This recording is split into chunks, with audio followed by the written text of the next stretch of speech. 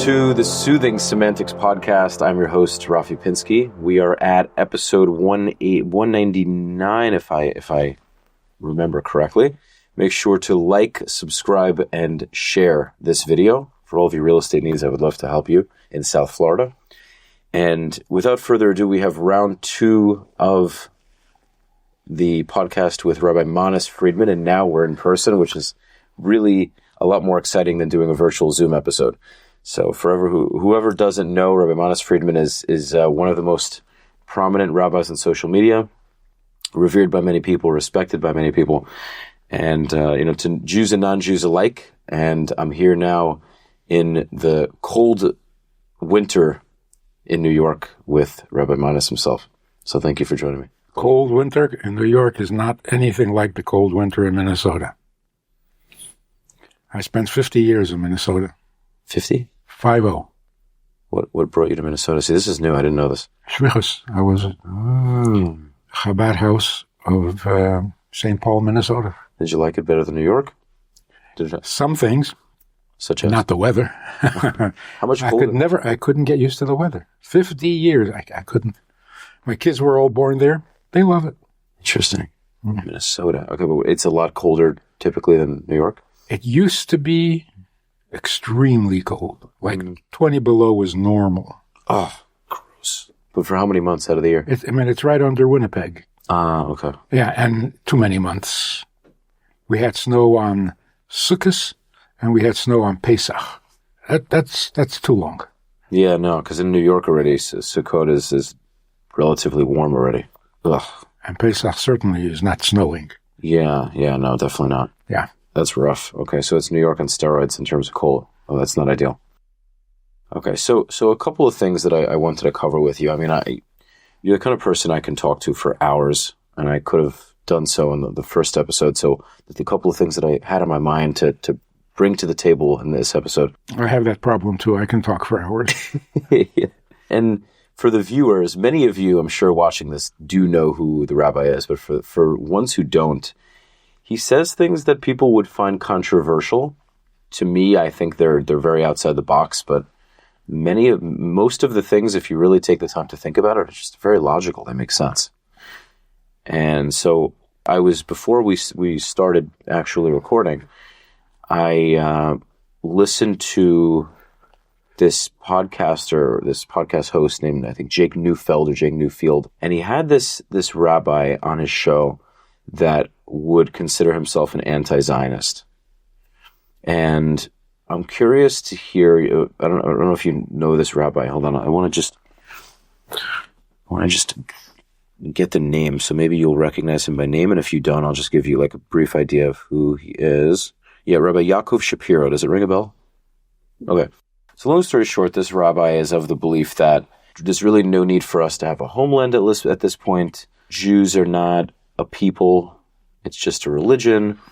And he's just very opposed to the idea of us having a country. Now that we have one for the past 76 years, whether or not you would label yourself a Zionist, whether or not you disagree completely, I guess I would say, where do you disagree? Where do you think he's falling short? Oh, I think he's falling very short. Okay.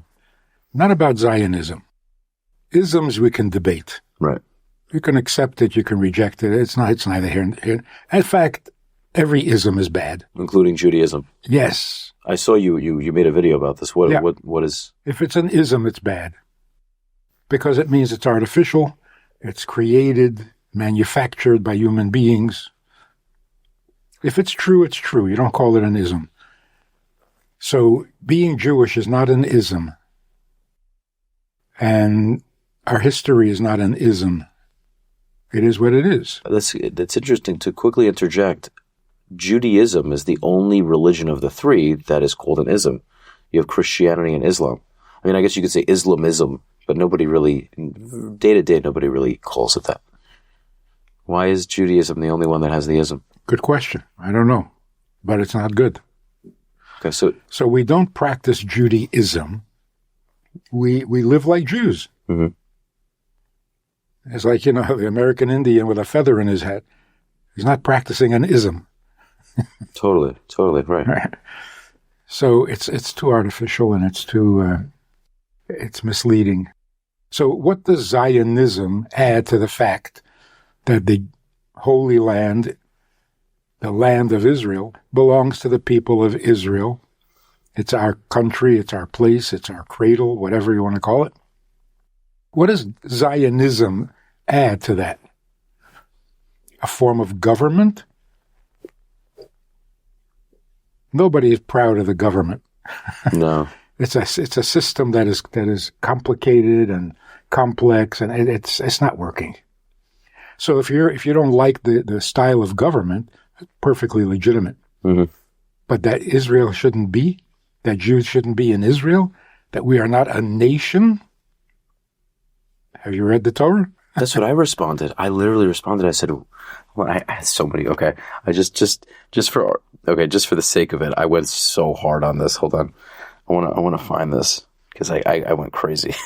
Hold on. Okay. He has a bunch of clips. I'm not going to sit here and do this because he dissected a bunch of clips, but essentially I watched the full episode. He made a bunch of clips of the full episode, but I watched the full episode and throughout the episode, say at 34 minutes and 28 seconds, I would comment. At 34 minutes and 28 seconds, the rabbi says this and this and that. And I said, how are you negating the fact that the Jewish people are a people, right? The B'nai Yisrael would imply that we're the nation of Israel, right? What doesn't that and mean? What does Tzivos Hashem mean? The army. The army of it, yeah. Yeah. You were drafted from the age of 30 to the age of whatever, Right. age of 20 to 60 or whatever it is. Yes, you were an army and you fought battles to capture the land. Mm-hmm. What is that not a huge part of the Torah? And what did King David do? Practice Zionism? Right. I would argue that things were a lot less gray back then. Things were a lot more black and white.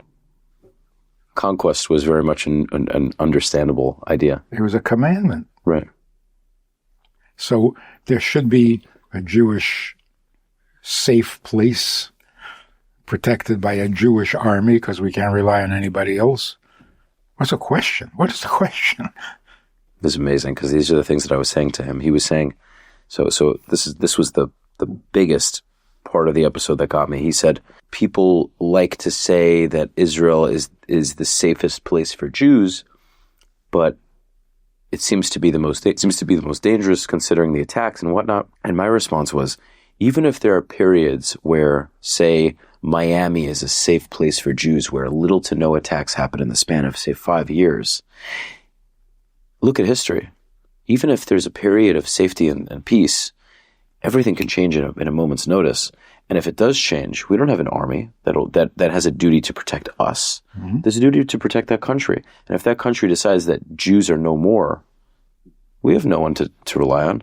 Versus in a country like Israel, it will likely never get to the point of, God forbid, Nazi Germany because we have an army that will guarantee that. And I said that means by default that Israel will always be the safest place, even if there are periods of danger. For example, there are periods of violence, like with what we're having now with rocket attacks and stabbings and whatnot. We can always rely on the fact that there's a Jewish army that has a duty to protect all Israelis, but specifically to protect the Jews. And that army needs to be motivated by the right motivation. Which is? You're not just an army. If this is the Holy Land, these are your people, mm-hmm. the chosen people. I mean, this is not just a regular army with a regular country with regular problems. Okay. In fact, our problems are very irregular. The whole world is obsessed with Israel. That's not normal. Right. That's a divine plan. So there's so much more significance to this army. Mm-hmm. And you know, the debate about whether yeshiva boys should go to the army. Oh, that's a good one. Okay. I don't understand the argument against. What greater mitzvah is there than to defend your fellow Jew? Okay. And to save Jewish lives? So what do you say to them, the ones that worry, oh, well, you know, what if their Judaism is affected? What if they, you know? So don't let it be affected. They really try to, the army puts a lot of effort into giving them I'm saying like I was in a religious unit. I was in a Haredi unit. Were some guys less religious when they came out? I mean, I guess to an extent, but they offered everything needed to stay religious. And I would say the majority of the guys that were completely religious stayed that way throughout. The ones that had payout on the way out. There was completely kosher food. All the minyanim were there all the time. Yeah, well, who makes the army secular? The secular or the religious? It's the religious who say, oh, it's very secular. Here you go, there, you'll never come back. Right. What are you doing? And besides, if your students can't come back with their Judaism intact, what have you taught them? Interesting. Wow, this is what I mean, Rabbi. This is so funny. No, I completely agree with you. Okay, so there are yeshiva students who belong in yeshiva. So how do you make sense of that? Who should stay? Who should? Why is it that every country gives exemption to their clergy? Clergy don't go to war. Mm-hmm. Why? Because that role is needed. Also, women don't go to war. Right. And children don't go to war. Well, if you're normal. Well, right. Well, I was about to say definitely our enemies have put their children in war. Yeah. Because who are you fighting for? What are you fighting for? You're fighting to defend your lifestyle, not just your life. Well, the lifestyle means you have a family at home who you're protecting. But if the whole family is fighting, who are you fighting for? Right. So you fight for your scholars, you fight for your clergy people, for your students, for your wife, and for your children. But if everybody goes to war, then you have no one to fight for. Who are you protecting? Who are you defending? So yes, there should be a yeshiva that does not stop, even in a time of war. Learning Torah creates the best motivation and justification for fighting the war. Mm-hmm. You have a holy lifestyle that is necessary, indispensable for yourself and for the world, and somebody's got to protect that. So how do you decide who goes? Who goes and who stays? To what religious level? What religious level constitutes not drafting? It's not a question of religious. You can be religious anywhere and everywhere. Right. The question is studious. Who is studious? Who is best equipped to be a full-time student? I wouldn't want to be the one making the decision. But come on, not everyone who's sitting there is... 100%. There's a bunch of them that are just smoking cigarettes, waking up at 12 o'clock in the afternoon. Yeah. And even if they are studying, that's not their strong suit. Right. So to say it is wrong and sinful to go to the army, first of all, it's not true, and it's not good for your students to be told that. And second of all, it's not good to say that about the army. Mm-hmm. If there's some Judaism missing, sorry, wrong word. If there are mitzvahs, right? If there are mitzvahs missing in the army, so fix it. Right. Don't condemn it and sit back and gloat. So true. Wow. It's so funny because I say this. I just I don't hold my own opinion with as much weight as yours in this sense. If you really want to be controversial, so many of the students should be in the army. So many of the teachers should be in the army. Huh. Really? Do you think it's going to change? Because Israel's trying. They're kind of. Well, I hope not. I hope the need for war and the need for soldiers will decrease and increase. But right. But to say that it's not the biggest mitzvah in the Torah, how can you even think that? Well, I guess people are of the belief that you can kind of pray your way into peace. That's another interesting That's another really interesting side note. There's this rabbi, for example, that I've mentioned to you. He's of this belief that Jews have no ability to be violent or physical. There's no physicality. He talks about the shtetls in Europe where we were always, just praying and keeping to ourselves, and there was no athleticism. We're not that kind of people. And then Zionism brought about this idea that Jews should also be, competitive in sports, and he frowns upon it, and he goes, Jabotinsky and other figures in early Zionism push this idea of stronger Jews, where Jews in Europe seem to be these frail weaklings. And I was looking at the video and I was like, I really am not opposed to the idea of physically prominent, physically strong Jews, mentally strong Jews. I don't see that as an issue. It's Hanukkah today. Right. And we're talking about not fighting. Right. Where is this coming from? Where is this pacifism coming from? It's not Jewish. Right. It's coming from Christianity. It's definitely not. It's not Judaism. So why don't you read it to Tehillim? David HaMelech is so thankful to God for teaching him how to fight wars, for strengthening him during the war. Anyway, it's. So why do so many Jews? Honestly, I feel like it's more of an Ashkenazi viewpoint. But why is it so prominent? Why are they so allergic to confrontation when it's necessary? We're not used to it. We're timid. Mm-hmm. But that's because we lived in other people's countries. What are you going to create an army under Stalin?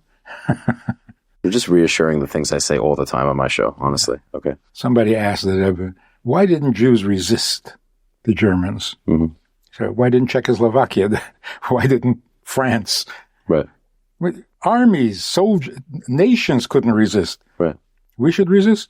Don't be ridiculous. And now we can. Right. And when you can, you do. Right. What's the question? Right. See, there's so many things that are really not of Jewish origin. When you create a religion called Judaism, inevitably you're going to compare yourself to other religions, which is better, which is stronger, which is nicer, which is kinder, which is what's going to guarantee getting to heaven quicker. Mm-hmm. And you distort Judaism completely. It's not about pacifism, and it's not about getting to heaven, and it's not about reward and punishment. It's about serving God. And the good news is, the mood in the world today, the whole world, including the Jewish people, the mood now is we want to serve. For most of history, until literally a few years ago, the question of good guys, bad guys, was, do you believe? Believe in God, you're a good guy. You serve idols, you're a bad guy. Right God, wrong God. That's it. That's what determined the two sides of the conflict. So the debate was always, which religion is right? Who is God really? Do you believe? Why do you believe? How do you believe? Mm-hmm. Today, people really don't care what you believe. The question is, how do you serve? The most dramatic little anecdote.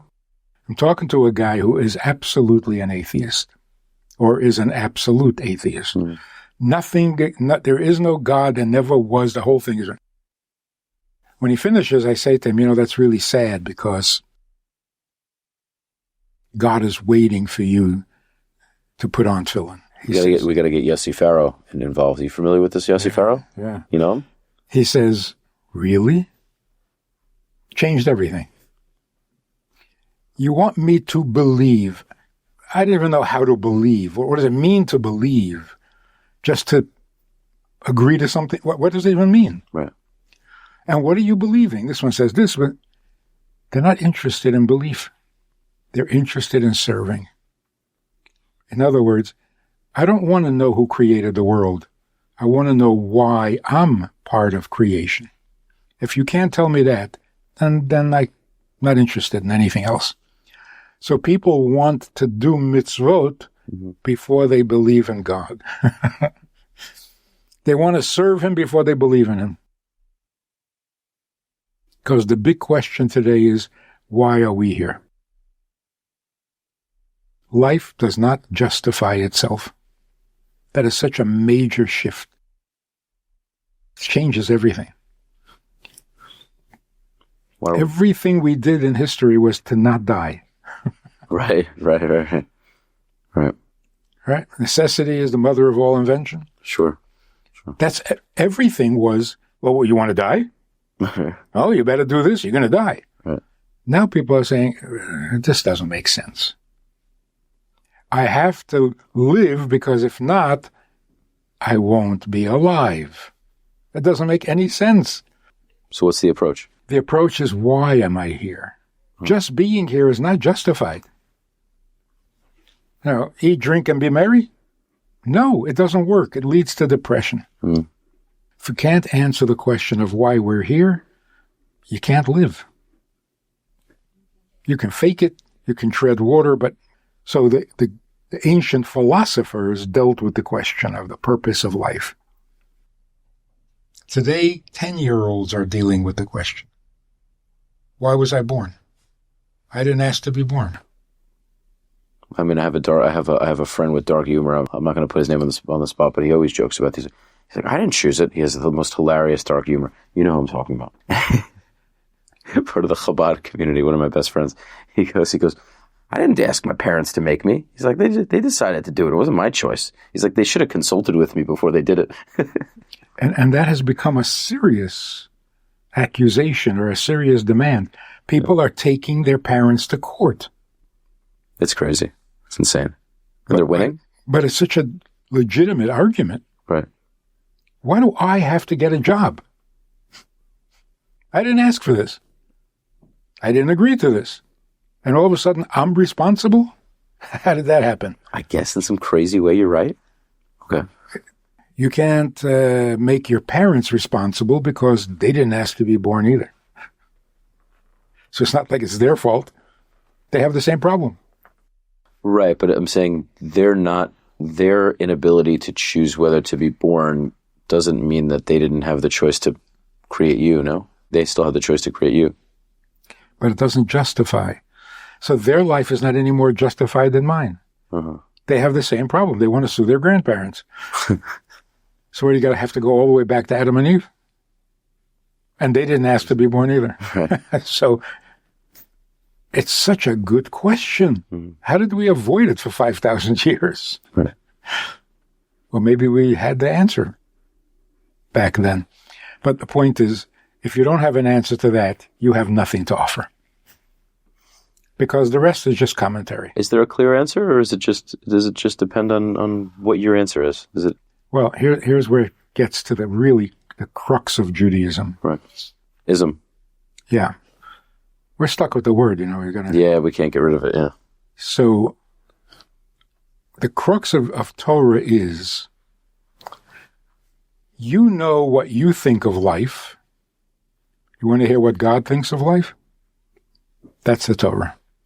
God came and said, if you're wondering why I created you, here's why.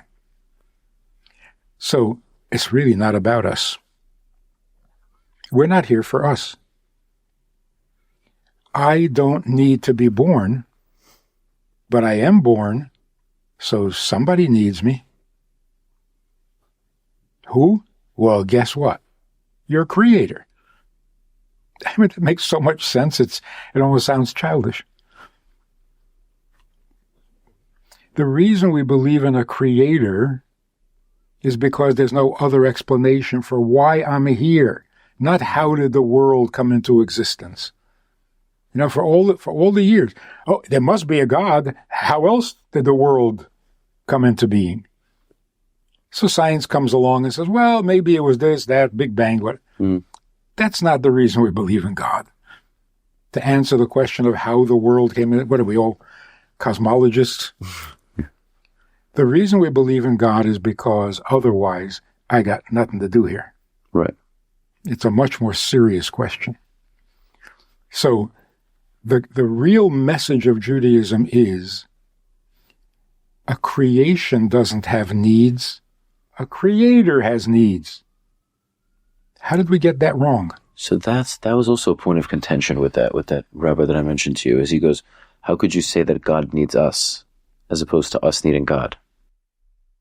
He's a perfect He's a perfect. I guess being. He's a perfect God. So why would he need us? Why would he need imperfect humans? Good question. As opposed to the other way around. Yeah. Good question. Doesn't get him off the hook. What's his answer? I don't remember what his answer is. He doesn't have a good answer. Yeah. If God doesn't need his creation, then explain creation. The question doesn't come up because I said that God needs. The question is, he is perfect without us, and yet he creates us. Well, tell me why. There you go. For fun? Did you say anything? Yeah, well, whatever it is, it's going to be a very poor answer. He created us to do us a favor. This is a favor?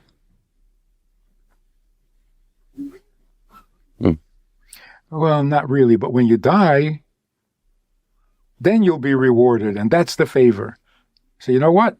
Don't create me, and I'm already rewarded. Like, I don't get it. The whole thing makes no sense whatsoever. Right. God put us in this world so that we can die and go to a better one. Oh, and if you mess up, then you're in trouble forever. Right. It's a horrible picture. It's like... So, the point of it is, and this is so scientifically important, what is our true nature? Who are we? What are we really? We are really creations designed to serve, not to be served. Wanting to be served, needing to be served is narcissism. It's an illness. It's not just vanity or selfishness. It's an illness. We now have a name for it. Narcissism. And why is it narcissistic? Because that's not what we were created for, and it's not our true nature. So it's a disease. We were not designed to be able to solve our own problems and meet our own needs. That's why it has never yet happened. Interesting. And we're so frustrated. Why can't I solve my problems? Why don't I have everything I need? Stop it. You're making yourself sick. You're here to serve the Creator. Do we need quotes for that? Every line in Torah says that. And we miss it. Say, wait, what about me? What about you? You didn't ask to be born because you don't need to be born. So what about you? Somebody needs you. You better find out who and what for. I guess I lost you then because you're saying we're not needed, but we are. No, we're not needy. Right. We are needed. Needy is an illness because it's not true to our nature. We are not needy. So do we need God and he doesn't need us? What do we need God for? I guess the argument... To not die. Right? Right, to make sense of why we exist. So how does believing in God make sense of our existence? I guess because it gives us a purpose bigger than ourselves. And that purpose is to get rich, to get to heaven, to improve yourself. It is so frustrating that people need to be convinced of this, because in 4th grade, you should know this already. What does it mean that life has a purpose? Just simple English. What's wrong with life that it needs a purpose? What is wrong with life that it needs a purpose? I don't know. Otherwise, it's just kind of mundane and boring, and there's just nothing to it. You kind of you step out of your everyday life of work, your job at a cubicle, and you're like, why am I doing all this for? Because it just becomes so repetitive. And all right, so the solution is get a better job. Right. Well, that's why I'm also of the belief of not doing that. That's why I'm not like that kind of person. But that's not a good answer. Yeah, I don't have the answer. So the very fact that we look for a purpose means My existence is not justified. Give it a purpose. Where does purpose come from? You invent your own purpose? That's like running after your tail. Purpose means you came into existence for a reason, not your reason. A reason. So if you were created purposefully, then you have a purpose. If you weren't created purposefully, then you don't have a purpose. So when you say purpose, you're saying someone needs me. Mm-hmm. That's what it means. Someone has a purpose for me. His purpose. So trying to find my purpose, it's so frustrating and depressing. But does everyone have a purpose? I mean, everyone's got a purpose, right? Yes. So how do we decide? How do we figure out what that is? Ask God why he created you. Ask him. I guess it sounds like a silly question. Ask him how. Just in everyday prayer, asking in English or in whatever language you want. Just okay. So when my grandfather, just to give an example, my grandfather says to me, God gathered us at Mount Sinai and told us why he created us. I said, oh, that makes sense. Mm-hmm. What is he going to create us for a purpose and not tell us? Of course, he must have told us.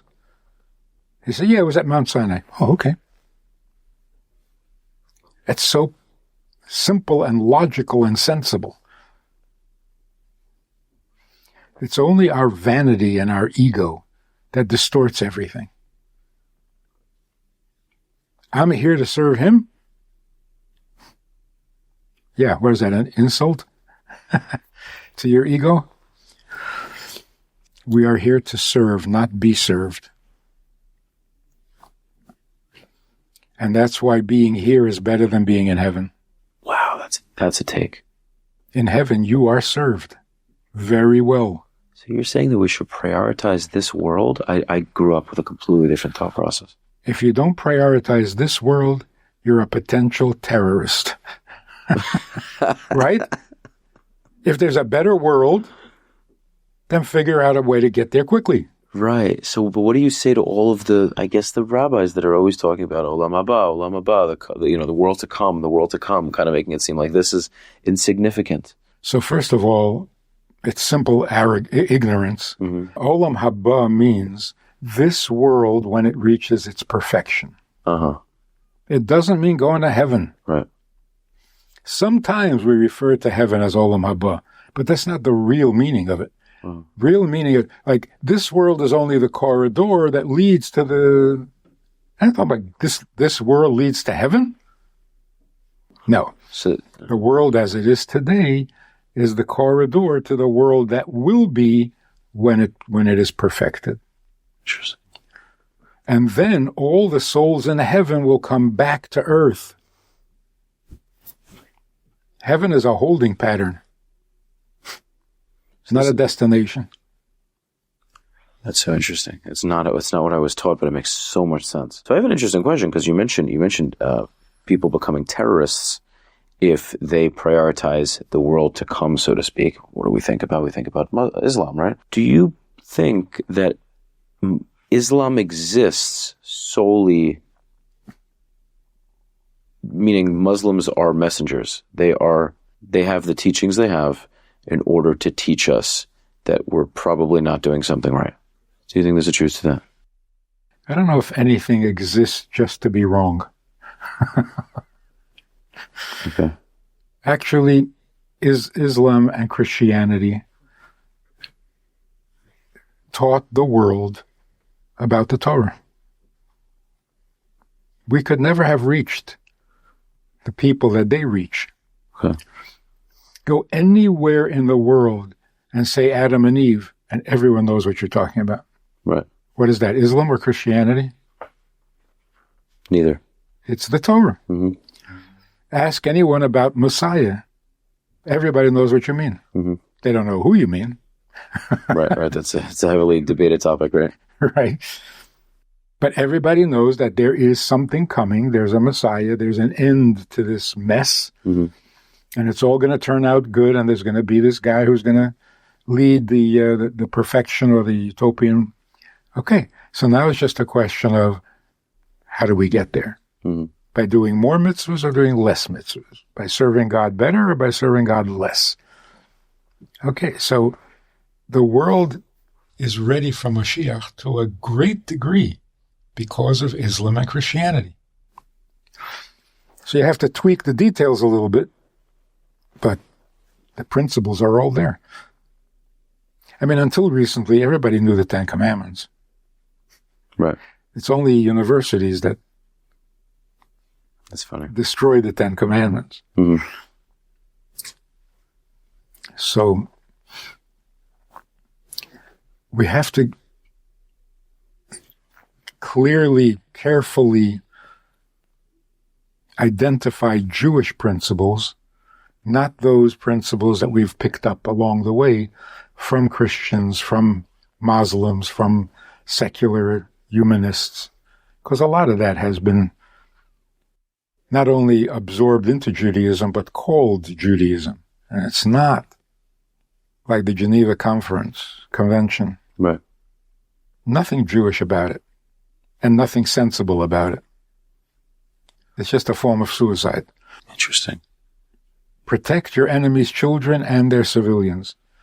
Is this a war or is this a party? It's absurd, and it's suicidal. Yeah, right. Like, let your soldiers die protecting their civilians. Right. It's crazy to me. Where's the morality in that? Crazy to me. It's so crazy to me.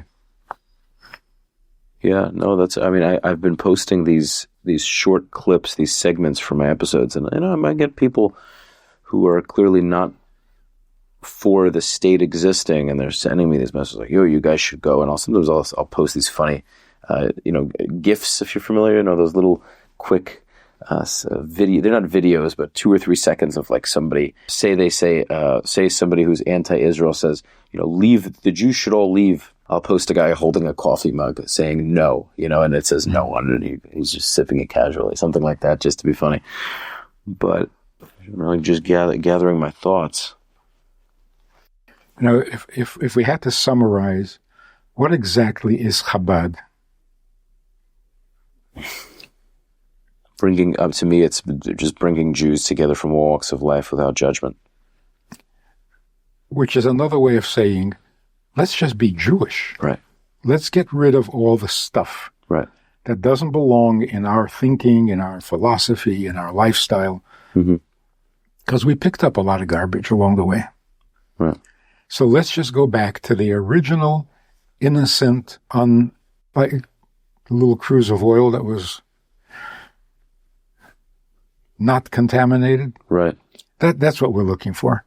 And I think that the teachings of Chabad, the Tanya, that's Judaism without the toxins. Completely agree. So why do people have contempt for Chabad? Why do people seem to have this contempt?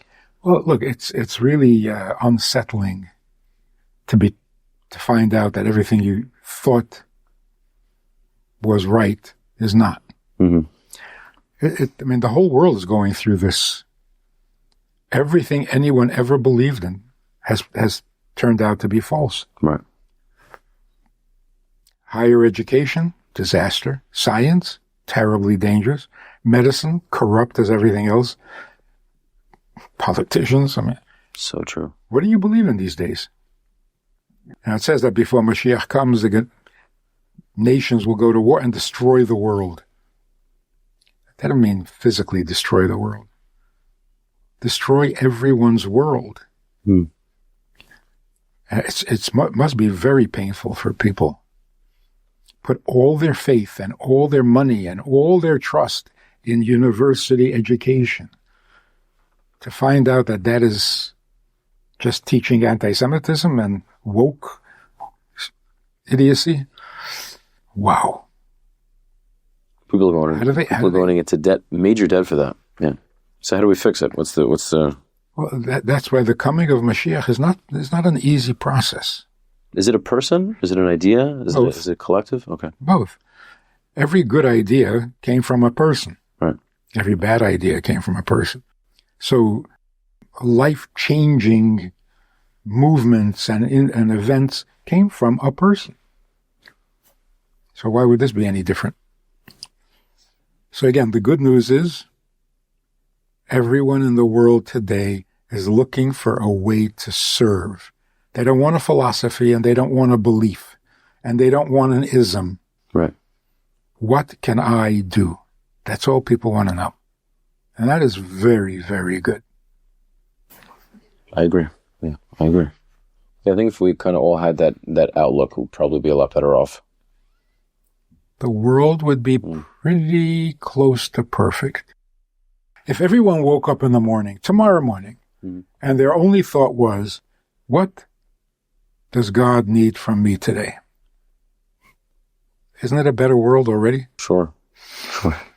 And it would be a much healthier world, because what do I need today is the beginning of a depression.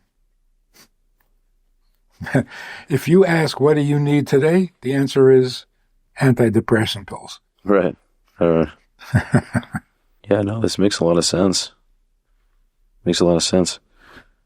Which is why I think if you find a purpose for your life, you're kind of encompassing, if the purpose at least is a good purpose, if it's an altruistic purpose with good intentions, you know you're not doing something wrong.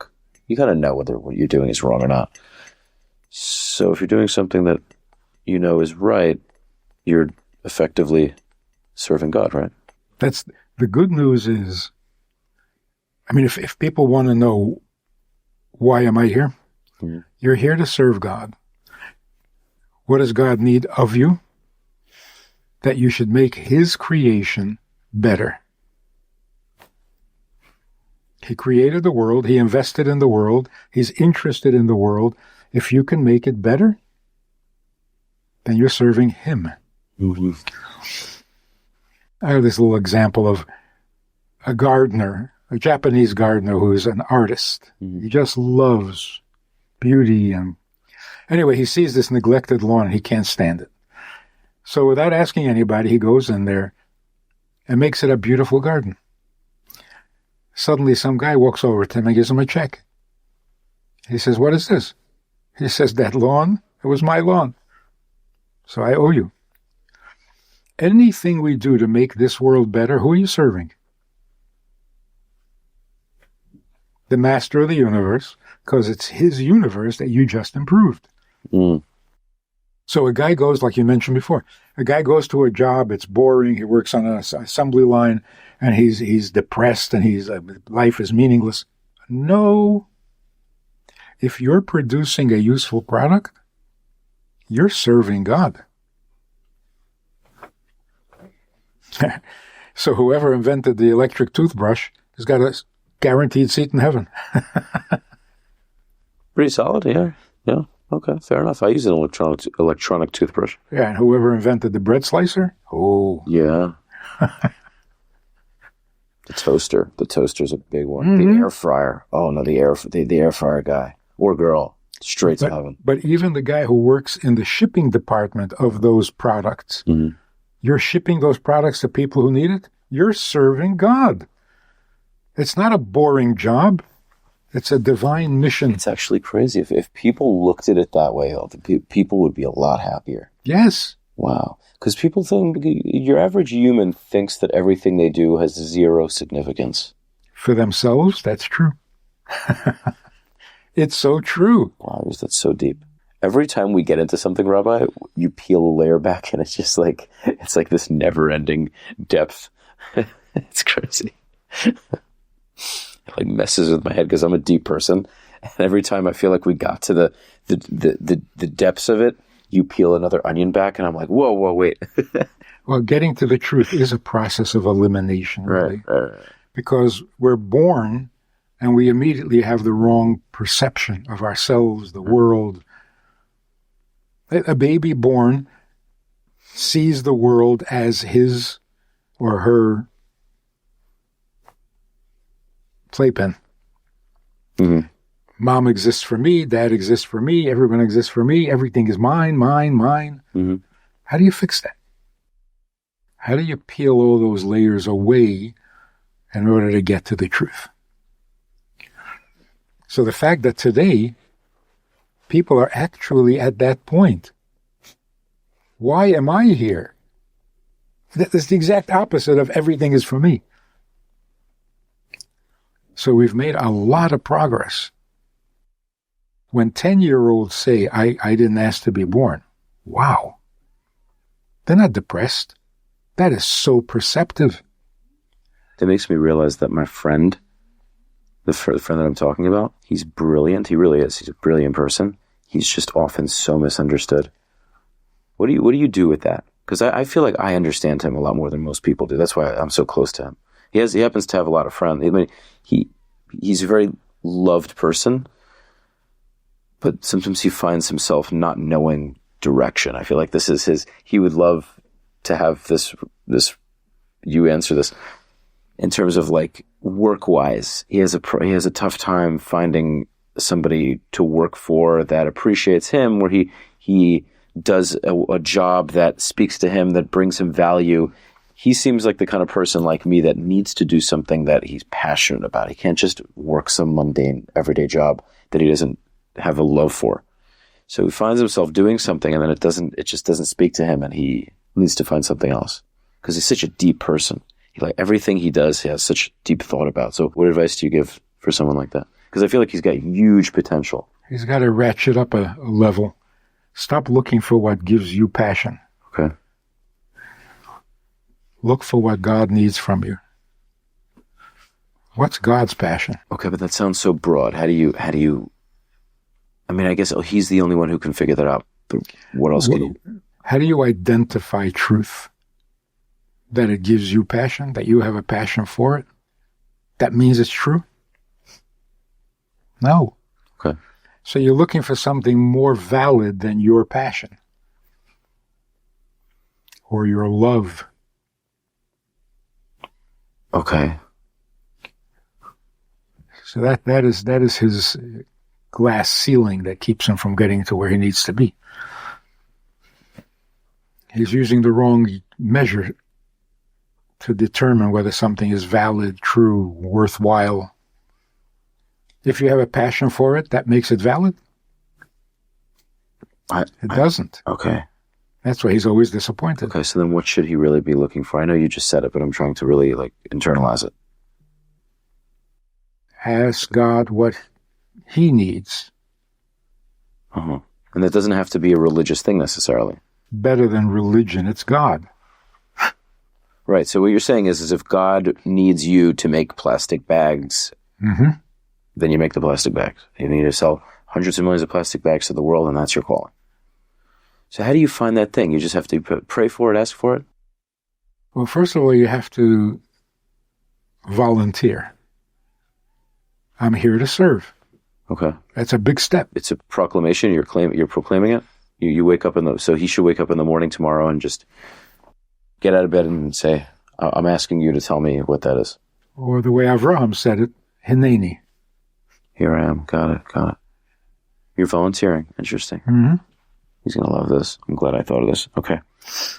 So, let me share one more thing. Mm-hmm. There's this old joke, maybe, an old anecdote about three kings. Let's say an English, a German, and a Russian. And they're each boasting about the devotion of their soldiers. So one of them calls in his soldier and says, jump out the window. The guy says, what? He says, jump out the window. You want me to jump out the window? He says, yes. So he jumps out the window. He says, see that? The second king says, nah, it's nothing. Watch. He calls in his soldier and he says, jump out the window. The guy jumps out the window. He says, that's obedience. The third king calls in his soldier and says, let me show you what real obedience is. Tells his soldier, jump out the window. The guy says, which window? The difference is immense. Which window will give you the most pleasure? Right. The difference between this one and the other two. The other two simply give up on life because the king says, you gotta jump. What are you going to do? Right. They're not serving their king. They're just abandoning life. The third guy is not killing himself. He says, how do I serve you best? This window or that window? Right. He's not giving up on life. That's Judaism. Don't be willing to die. That's not impressive. That could be suicidal. Don't be willing to die. Be particular in how you serve God. God says, I want you to eat matzah on Pesach. How much? Don't just eat matzah. Mm-hmm. How much? When? Before I wash my hands or after? Tell me exactly how you want me to do it. So on the one hand, that's taking responsibility. It's not abandoning your life. There's nothing impressive about giving up life. People give up their lives for the stupidest things, like Romeo and Juliet. Right. So the fact that you're willing to give up your life doesn't prove anything. Maybe you have a martyr complex. But if you're willing to fine-tune the way you serve, and the same thing with marriage. Mm-hmm. If a wife says, can you bring home a flower for the dinner table? I said, sure. Don't you want to know which flower? A flower, what's the difference? To her, it might make a difference. Ask her. It definitely does. Yeah, it definitely does, yeah. It's so interesting. I had, since you mentioned the martyr thing, threw a dart at this real quick. Why is it that Muslims, let's just not call it Muslim extremism, let's just be frank about this. Muslims seem to have this belief of martyrdom where you die for the religion, you die for the cause. Say you kill Jews in hopes of claiming the land of Israel, so to speak. And then the same mother that's pushing her kid to die for this cause is then crying that he did so. She's then crying that an Israeli soldier killed the guy, but you manifested this. You pushed your kid and indoctrinated your kid to do this with something you were supposedly happy about and proud of, but now you're crying and blaming the people that essentially gave your son what you wanted. So what is the disconnect in that? Every religion does that. Jews do it too? We have that too? If it's Judaism, yes. Okay. Every religion eats itself. Goes in circles. But serving God is a single direction. It's true. It's why we're here. But they believe they're serving God, so where are they missing the boat? Because they believe it's so altruistic, right? They're doing, this is what God wants. I'm doing what God wants. So to them, it's the right decision. Possibly millions of people that have this belief. Where are they falling short? Why should they not have this thought? First of all, because it's man-made. The belief is man-made? Yeah. Okay. It just suits their temperament, which is why they're different from the European Christians. Mm-hmm. They're each creating God in their own image, one that suits them best. Mm-hmm. Doomed. So you're saying they're justifying their behavior by creating a narrative that this is what God wants. The narrative comes from their personality. Right, so you're saying they have a certain nature. Yeah. So here's what it was. There's a Torah, the Word of God. Mm-hmm. Christians came along and said, it's divine. Every word in the Bible is true. Right. But it's too demanding. People can't live that noble. People can't be that good. Right. So they came along and they said, well, you got to ease it up. 613. Come on. Once a week. Prayer once a week. That's right. Yeah. Somebody has to die so that you don't have to do all these commandments because you'll never do them. Right. So they're saying, Torah is wonderful. You just have to make it a little easier. It didn't work. It led to a lot of violence and to a lot of wars, and Right. it became politics. It became 1,000 years later, Islam comes along and says, Torah is perfect, and Christianity does not make it better. Okay. Makes it worse, because the only thing lacking in the Torah is that it's too lenient. If you steal something, you have to return it with a fine. No, chop the hands off. Then it will make a great society. But if you let people get away with stuff, so where did that come from? Interesting. So hold on a second. Let's just. So you're saying Christianity came along and said we are too strict, and then Islam came along afterward and said we are not strict enough. So then how would you make sense of kosher versus halal? Because kosher is a lot more strict than halal, for example. We are perfectly balanced. Mm. It's not too lenient and it's not too strict. It's the middle path, which is the truth. Right. So they're both such failures to their own people. I'm not talking about their anti-Semitism, which is... I was literally thinking this the other day. It's crazy. How did they both become anti-Semitic? In the pursuit of pleasing God, they become anti-Semitic. How do you make sense of that? It's because when you try to improve on the original, you're always on the defensive. You have to prove yourself. Jews say, no, Torah is exactly right as it is. Well, then I hate you. You threaten my beliefs. It's a failure. That's not my opinion. Christians think that Christianity is a failure. Oh, yeah. Oh, yeah. Oh, yeah. I've heard that many, many times. And Muslims know that Islam is a failure. The debate is, was it the original, like they say about communism? Communism was a failure? No. They just didn't do it right.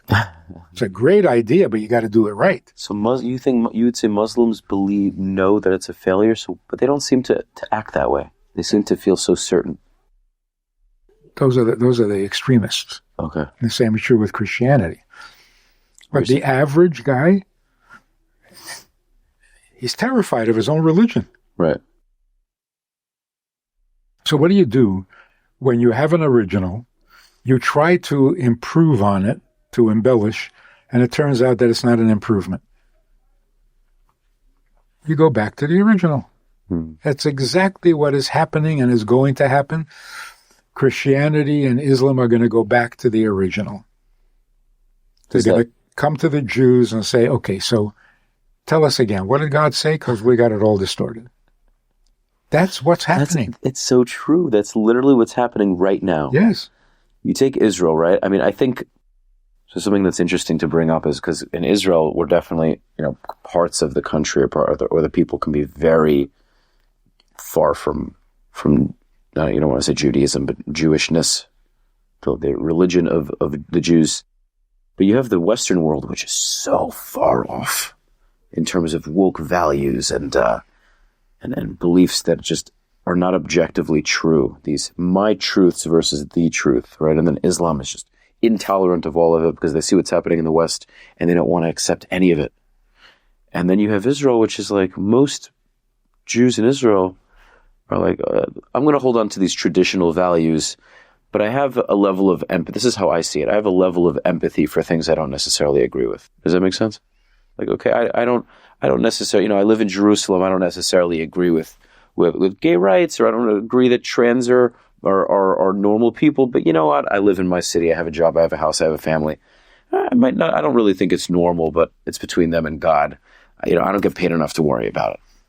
Does that make sense? I'm not sure that's good news, but yeah. I'm not saying, okay, so what's your take on it? I think the big issue is not how religious are you, or how observant are you. Okay. It's who do you think you are? Who are you? Are you a Zionist Israeli, or are you the ancient Hebrew people? I was sitting in the airport. This guy comes over to me. no hello, no. The Bible is the Word of God. Every word in the Bible is true. Can't disprove it, can't argue, it is a Word of God. Every word is true. You know? Can't disagree with that. Finally, he says, oh, I'm sorry. What is your relationship with the Bible? So I'm a Kohen. Right. So I said, my relationship? Aaron is my grandfather. Right. Which means that Moses is my uncle. Right. And Miriam is my aunt. His mouth fell open. He didn't know what to say, and he walked away. I'm sitting there thinking, he just told me that every word in the Bible is true. Why was he so shocked that Aaron has a grandson? What do you think, Aaron didn't have a grandson? So why was he so shocked? Because he didn't expect it to hit home so hard, because he's pushing this idea that it's truth, and you're saying, yeah, I am a living example. I exist to prove your point, right? And when he says it's true, it means you believe it's true. Right. Not that it's actually true. See, that's what religious does to you. You're supposed to think this. Is it really? Doesn't matter. You're supposed to think this. So if you're religious, you believe that every word in the Bible is true. Between me and you, is it true? I don't know. It's a belief. We are the children of Israel. So if you're reading the Bible, you're reading about us. Mm-hmm. Ooh, that actually leads me to of an interesting thing.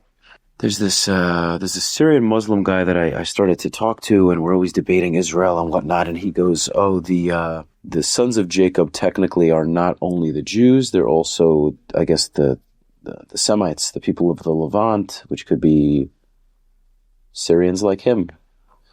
And he goes, "Well, therefore, it's not only the Jews that have a right to Israel; it's all the sons of Jacob, all, I guess, Semites." That's his argument. You know, like this isn't a promised land for the Jews; it's a promised land for the Semites.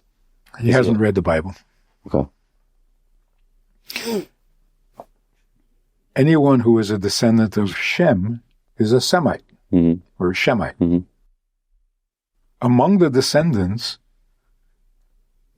of Abraham's children, there was Ishmael and Yitzchak. They're both Shemites. Right. But God says to Abraham, Yitzchak will inherit and continue your legacy, not Ishmael. Okay, but Yitzchak is specifically the Jews. Nobody else falls under that category? Yeah. Okay. That's what God is saying.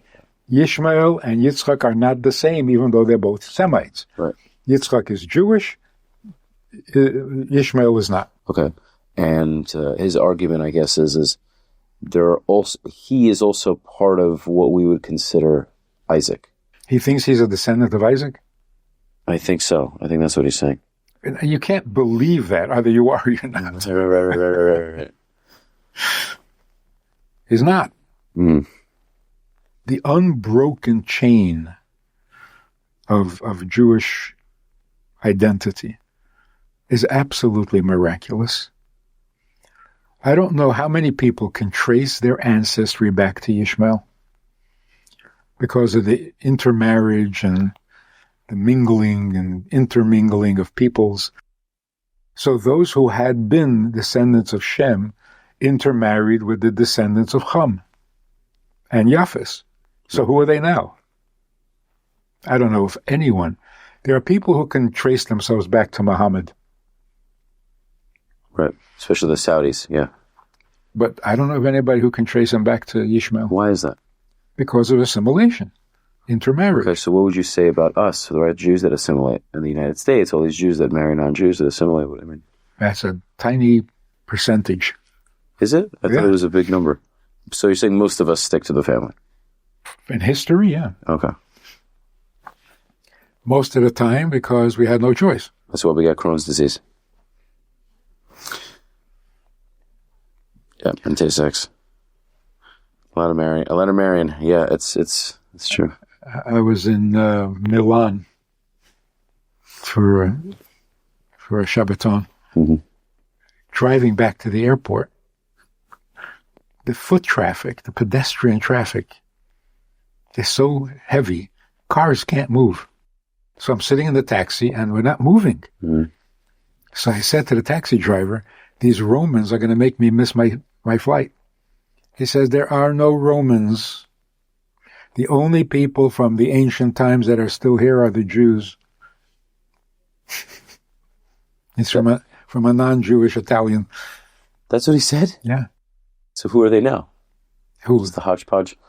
He said there are no Romans. The only. So what are they now? Saying there's European. Why is I'm saying they were all killed out and now they when replaced by new people? Like, I'm just trying to understand. No, they intermarried. They didn't keep the lineage. He said the only really. Wow. So, again, in Israel, what is your identity? Are you an Israeli born in 1948? Mm-hmm. Or are you the Jewish people born in the year 1948? That's what we're missing. That's so true. Abraham was born in 1948. No, but I notice it because on all these Instagram videos, right? You have like, Marcy, Abramson, and she's like, "I'm a Zionist," and it's nice, and I like it, but it's like this new age. It's like this new age thing to just bring everyone together, and the opposing side is like, enough with that. But if you come at it from a lens of, it doesn't matter whether you believe, whether you, meaning the opposition, whether you believe in it or not, it is what it is. We're not here to justify it and create a word salad so it's digestible to you. This is what it is. Yeah. So I think it's time to go back to the simple truth. Are we the chosen people? I think I would say. That debate is over. Mm-hmm. Yes, we're the chosen people. So why do we have such a problem saying it? Oh, because we suffered for it for so long in the Christian world. Sephardim are not afraid to say it. Sephardim are not afraid to say a lot of things. But the most scary thing in the world is... I'm trans-Sephardi, by the way. I coined that term. Yeah. The scariest thing to an Ashkenazi Jew is the thought that you're chosen. Because for this you can get killed. But that's the war is over. Yes, we are chosen. And yes, the land of Israel belongs to us. There's no further debate. I'm not going to justify it. I'm not going to defend it. If you don't know that it's our land, go back to school. Yes, dude. Yes. And that is so powerful. You know, it's crazy when I say it like that, when I say it on my videos, the feedback I get is kind of like, they say you're rude or, you're cocky or whatever, but there's never a debate of, well, you're incorrect because such and such. They're just like, I hate that you're willing to blatantly say it. I'm not used to hearing one of you. Yeah. But there's also the reaction of, oh, finally. Yeah, I think so. Yeah. I think they're kind of begging for us to just say it, because yes, we're always hiding. Yeah, because we're always hiding it because we know that it creates this level of is that a word, uncomfortability? But they're like, just admit it already. Also known as discomfort. But here's the proof to the whole thing. When the United States moved the embassy from Tel Aviv to Yerushalayim, right, everyone in the world, particularly Jewish leaders, were absolutely certain that this would create a bloodbath. Mm-hmm. There would be such an outcry. What did happen? Nothing. Mm-hmm. And the only explanation is, who doesn't know that the capital of Israel is Jerusalem? I mean, who are we kidding? So when we finally said, yeah, it's the capital, and everybody said, yeah, well. It always works that way. And we need America to write off on things that everybody knows, but we're too afraid to say. What's wrong with us? Why are we like this? 2,000 years of oppression can mess with your head. Right, but also, Jews that settled in the Middle East, have less of this issue? Is it because Muslims were more accepting of them and gave them more freedom to be them? Christians kind of suppress this more. Why are like Ashkenazi Jews especially so afraid they're so afraid of confrontation? Physically, on the internet. It is changing now after October 7th. I see it more. But for the most part, you compare both sides. Well, the survival technique in Europe was to cooperate. And it wasn't that way in Arab countries? No. So we tried, in Europe, we tried to convince ourselves the government is not out to get us. They're good. You just work with them and everything will be fine, which never worked. Mm-hmm. But with the Muslim world, we never trusted them. Right. They were violent. They were threatening. You never got cozy with them. So part of the problem in Israel, and it is a problem, is that the leadership has been European. Right. Russians, Polish, Spanish. They don't understand the Middle East. And it's funny, it's so interesting because Naftali Bennett, or maybe it was someone else who was saying, I'm trying to remember who it was. Somebody was saying that,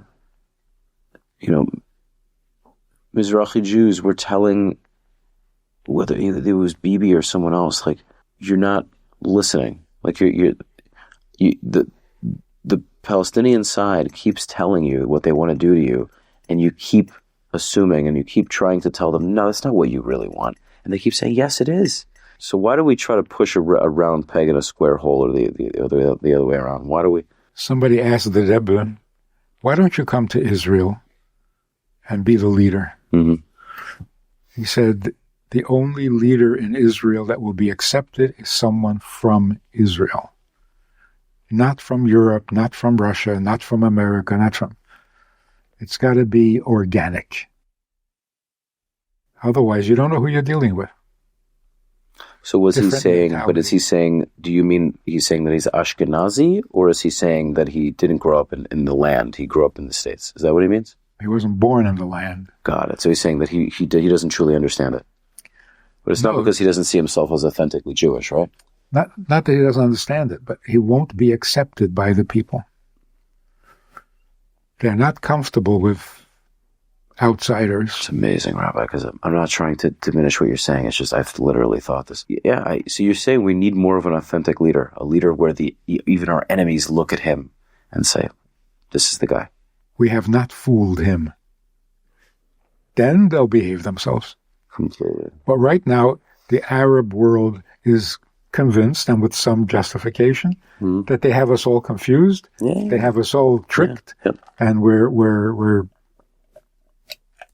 going to destroy ourselves. Yeah, because we dance around the issue. You see, there's a little circle here, because everybody watching might not be able to see. There's a circle here, and Jews never want to stand in the circle. Like they always want to dance around it, especially on social media. Everybody's dancing around the circle. So the leaders in Israel, beginning with Ben Gurion, think they have the Arabs fooled. Right. And the Arabs are saying, we got you fooled. Mm-hmm. It's just a war of attrition. It's like if they can hold out long enough, they'll eventually get what they want, right? We'll eventually tire out with our stupidity. Yeah. Right. Because Western morality is just going to kill the West. Right. It's very true. Okay. Well, I feel like my intuition is telling me that this is where we put it. We wrap it up. Can we say something about Hanukkah? Oh, please. Oh, no, I'll listen. If you tell, you tell. It's very brief. Yeah. We add a candle every night. Mm-hmm. There was a debate about that. Should it be 8 candles the first night and then down to 1? Or should it be 1 candle the first night and up to 8? Shammai, Hillel. Okay. Hillel says start with 1 and work your way up. Grow and increase. But we light the candles because of a miracle. How does miracle and growth come together? Actually, when you think about it, miracle means supernatural. anti-nature, above nature. Right? Huh. Nature, despite what everybody thinks of it, nature is always in a downward motion. Everything in nature is headed towards decay and death. Everything in nature is headed toward decay and death, for sure. Yeah, yeah. So when we say, nature is so beautiful, nature is so... No, it's not. Nature Brutal. is brutal. It's brutal. Oh yeah, I grew up watching National Geographic. Oh, it's brutal. It's like a beautiful brutality. It's raw. It's yeah. It destroys beauty. It's all encompassing. It's like you'll see beautiful flowers, beautiful landscape, and then you'll see a polar bear ripping a baby seal apart. Well, even the... With the beautiful landscape in the background. Yeah, and even the flowers. Season changes, they all die, they all wither, they all die. Yeah, Brooklyn. So, and even minerals get old, decay, rust. Right. Everything is headed down towards decay. Right. The only exception is the human spirit that goes up. So increasing every day is a miracle. Any growth is miraculous because nature goes down and you're going up. If there were no human beings in the universe, nature would be destroyed. It would destroy itself. It would like a black hole. Nature is headed for destruction. The human being's presence prevents that from happening. Okay, well, what would you say to so many people? Right away, my brain goes into this thought.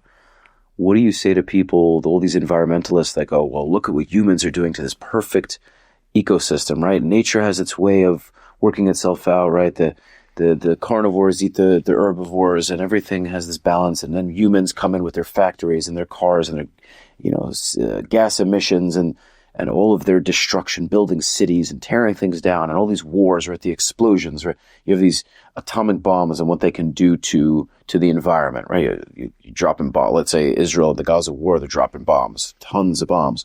It must affect the ecosystem. So what would you, playing devil's advocate, what would you say to that? That's just self-hating rhetoric. Okay. Why would a human being come along and say human beings are the garbage of the universe? Because he believes it? Because he's secular. Mm-hmm. And he has no idea of purpose and meaning. And so the fact that we light an additional candle each night is miraculous. That's a way to demonstrate the miracle. So on the one hand, the human spirit that grows and reaches closer to God and wants to be something more than human, wants to transcend our own nature, that's miraculous, but it is an essential part of nature. Because without the human being, nature would have stopped existing by now. Wow. So add one candle each night and be the miracle. I will. Are jelly donuts a must? Are they sufganiyot? Is this a spiritual requirement? I don't know why you have to limit it to Hanukkah. That's the answer. Okay. No, the reason we eat latkes, sure, and those donuts is because they're made in oil.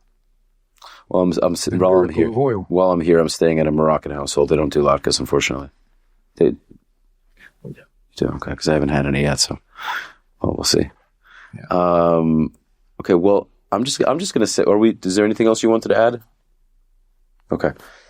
Ladies and gents, this has been round 2 of my experience with Rabbi Manis Friedman, and I definitely thought that round 2 was so much better, and I loved round 1. So I'm glad you guys made it this far, and I look forward to hearing your comments and your feedback. We're very, very close to episode 200, so it's an honor to have Rabbi Manis Friedman as a guest that has made it this far in my podcast journey. I feel like I'm on...